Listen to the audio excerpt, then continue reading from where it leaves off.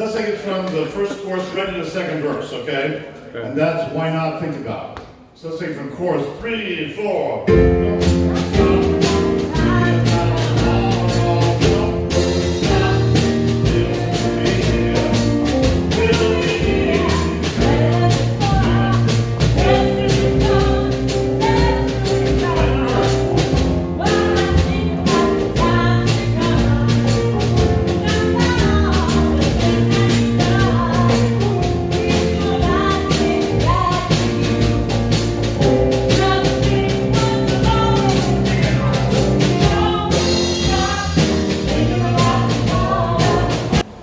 Happy Sunday.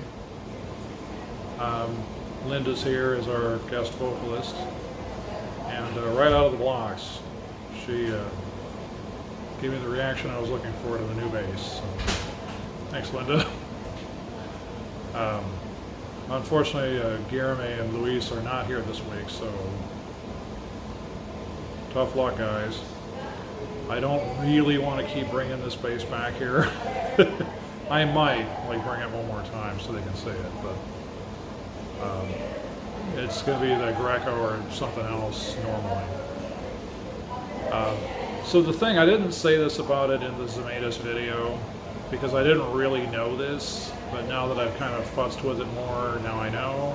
So those of you who watch these videos, bonus that you learned something more about the Zemetis you didn't know a minute ago. That metal front to it, it's almost like playing a dobro, because it really has slapback off the strings, and it actually gives it almost like a piano strings feel to it. So that's interesting. If you're playing with distortion and fuzz or whatever, it doesn't really matter what you're playing at that point in my estimation. But if you're just playing naked bass like I normally do, it's interesting. It's like here at the church we've got digital piano and then me on the bass. With Guillherme and Luis out this week, we're very stripped down. So what the bass is doing is even more important now than it normally is. So that piano-y sound actually blends well with the actual digital piano. So there's that. For this sort of thing, I prefer either the Sire or the Greco. It's not a knock on Zemetis, it's just they're different basses for different purposes. The other thing that you didn't see in previous videos is I didn't really film it because I couldn't have, is I went to Guitar Center yesterday. I was in, out, done, lightning fast to where I couldn't even film it really. Normally they make you twist on the wind while they come up with some kind of offer on what you're bringing in. Now to be fair, I brought a bunch of stuff in, so that took time to figure all that out. With this one, the guy just took it off of me, plugged it into an amp, played it a bit, and then I went to look at the Fender Aerodyne and I wanted to shoot some video of it. And all of a sudden he's in my ear here's your offer, for what? So I couldn't believe how fast he turned it around. Oh, well, great. Ding. So that was nice, outdone with Guitar Center. So the thing is, the Stingray is gone. That's what that was about. I traded that in. I traded all my guitars in to buy it. That wasn't the plan, but that's what ended up happening. So I looked at the dates and times and stuff, so the Stingray lasted a whole 3 months. That nut problem I had killed it. And plus, really truly, and this is purely me talking, and you can grain of salt it all you want, the Stingray's reason for being really is slap. And that's cool and everything, but you can do that with other basses that I've got. I've got the Sire, I've got the Greco, and now I got the Zemetis, and you can slap all of them. So it's not like, here comes a song that's got slap in it. Well, time to change basses and put on the Stingray.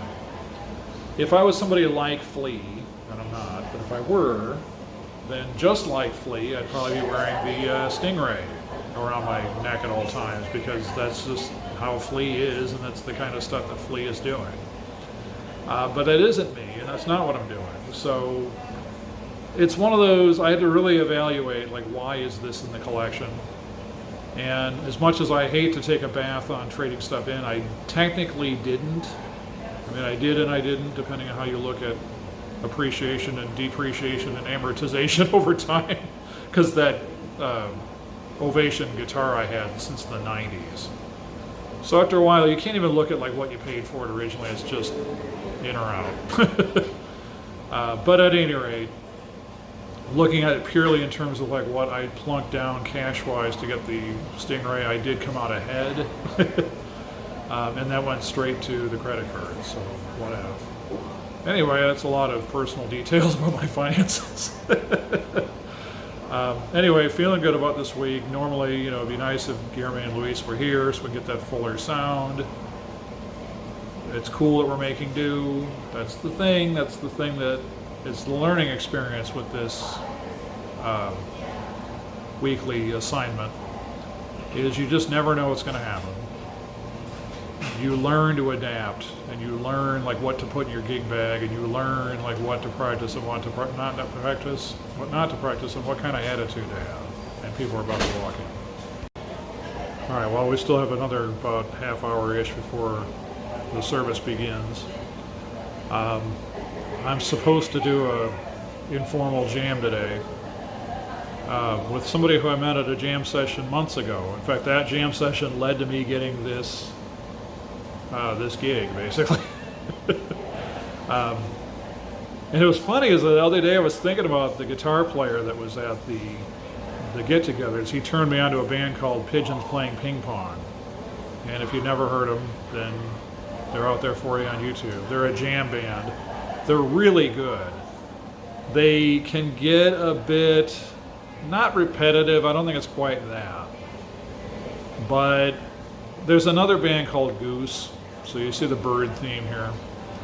And there seems to be, I don't know that there's an active rivalry between Pigeons and Goose, but I think that fan-wise there is. And so I don't really particularly care for Goose, and you think that I would, because musically they have more instrumentation than the Pigeons do, but I think the Pigeons put on a better show. So enough so that I rang in the new year watching the Pigeons on their live stream. Well, because this guy Tom turned me on to that, I was thinking, yeah, how is that guy that, these days anyway? Maybe I should text him. And he texted me out of the blue. He was like, you want to play some music? Like, sure, absolutely. So that's supposed to be today. I don't know what time. It was going to be immediately after church, but he was out late last night, so I don't know when I'm going to see him. Could be later today, might be during the week or next weekend, I don't know. Stay tuned. Anyway, music life, hashtag. All right, well, I'm looking for a fun service today. I think we've got some ideas. And whenever Linda's here, it's a riot, so. Just like the minute Linda and I met, she was just this dynamo. And we just totally just keyed off of each other. And, it's just one of those, like, anytime Linda's here, it's like, great times. So while we were playing music today during the rehearsal, I was like, Linda, if you want to call me up and I'll follow you around as your bass player, let me know. Because I kind of have the feeling that Linda does the gigs. And Linda might need a bass player. You never know. You never. Another thing you learn in these situations. And now our music by our band staff, directed by Jonathan Brown. Good morning, everybody. Welcome to Sunday here at CSL. Our band today consists of Ethan on bass, Phil on drums, and I'm so used to seeing Jeremy back here. Jeremy on sax and flute. He's playing both instruments today. Our AV team is a wonderful Dave and Edward, who are always doing a great job. And our special featured soloist today is the wonderful and always delightful Linda Floyd, who's going to help us on the opening song. But Jonathan, Yes. I think we're forgetting something. Oh.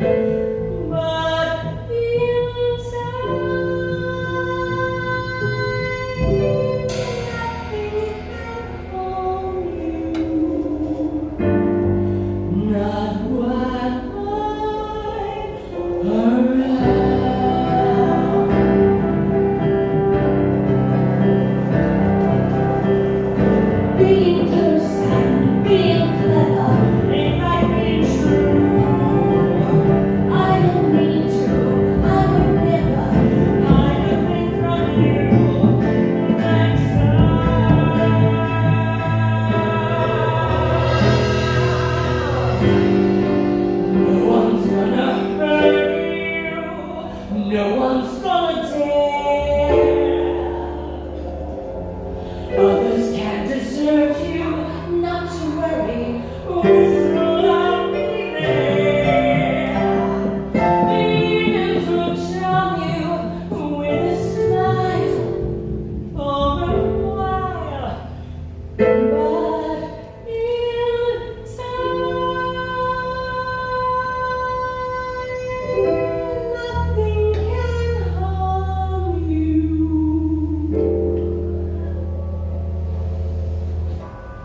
Not while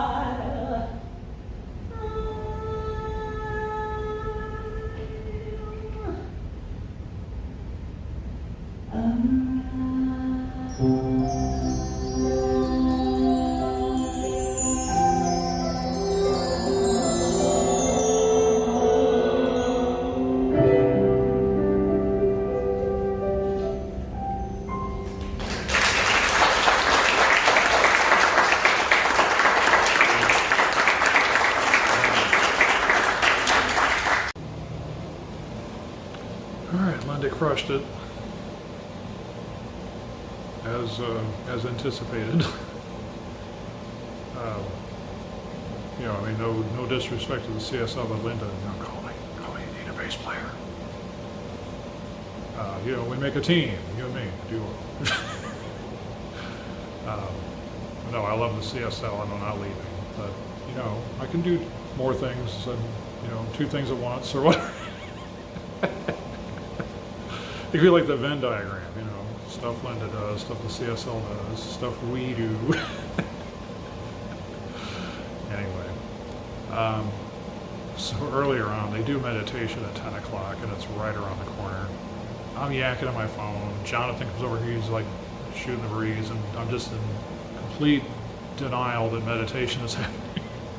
And so is he. And one of the reverends is like, you guys are being really loud. I'm like, oh no. And I'm normally very cognizant of it, but just this week it's just a different week this week. I mean, Ukraine notwithstanding, and I'm certainly thinking of the people in Ukraine as all this terrible stuff is unfolding out there. It stinks because it's like, other than like changing your profile picture or saying hashtag Team Ukraine or something, there's not a whole lot I can do. So there's that.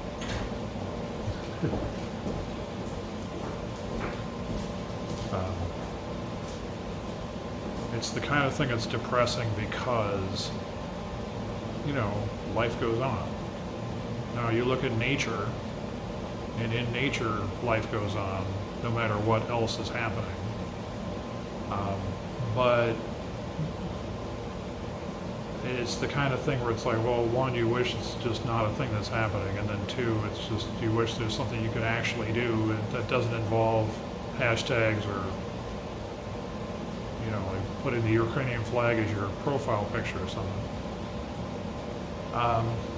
So in that way, I haven't made a big thing of it, talking about the Ukraine invasion and stuff on a regular basis this week, but wanted to take a moment here to acknowledge it. Anyway, thanks for watching.